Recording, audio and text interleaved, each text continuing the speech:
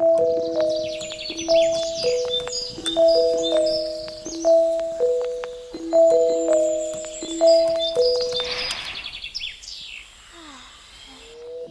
lived for 10 years in a constant state of anxiety.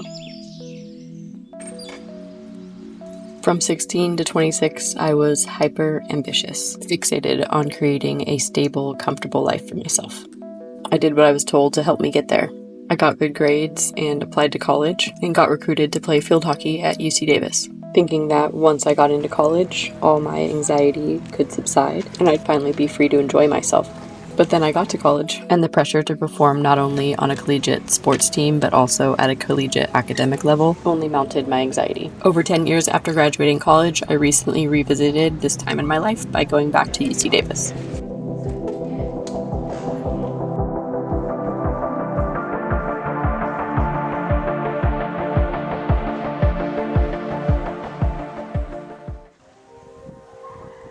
Not long after starting at UC Davis, I quit the Division I field hockey team to get a job that would offset my living expenses, paid for primarily by student loans and Pell Grants. But without field hockey, I had trouble making friends, and I felt lonely, isolated, and sunk into a deep depression. I know other people must have been experiencing these same feelings alongside me, but at the time it seemed like everyone else was having so much fun living out their college dream life, while I cried into my calculus book. Sophomore year, I moved off campus and joined a club field hockey team. I started to feel more connected, but I still felt like I was on the fringes of every social group. And I could never figure out why until a few years ago, I read a statistic that said only 15% of kids from low-income households attend college. I teared up when I read that because I knew I felt different for a reason. I could finally identify why. Not everyone was scrambling to get to Dutton Hall before the weekend so they could pick up their financial aid check and pay rent. They weren't skipping class to go to work and then showing up to find an unexpected midterm. No wonder they seemed so carefree. I see now that these challenges made me different, not less than. Even with all this extra financial pressure, I was able to graduate.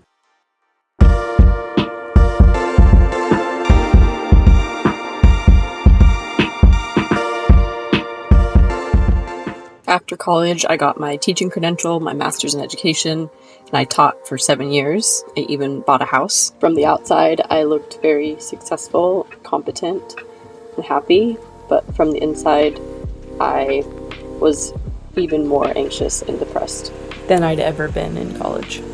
And on top of that, I felt shameful for being so ungrateful for what I had, but also for being led astray. How did I convince myself that by doing things that didn't make me happy, I would get to a place that did? During the pandemic, my life became so unbearable, and the pervasive thought that kept reoccurring was not this. I didn't know what I wanted to do or where I wanted to be, but I knew not this.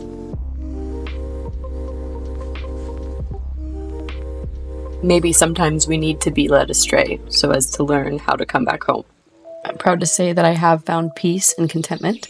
It took me giving up everything that I thought I should be, the person that I thought everyone wanted me to be, and listening to what I wanted for myself. My life looks completely different than I thought it would since my days at UC Davis. I'm an artist, which means my life is considerably more unstable than what my 20-year-old self expected. And sometimes that's still really scary, mostly because I don't know where exactly this path leads. But my life is finally as beautiful as I hoped it would be.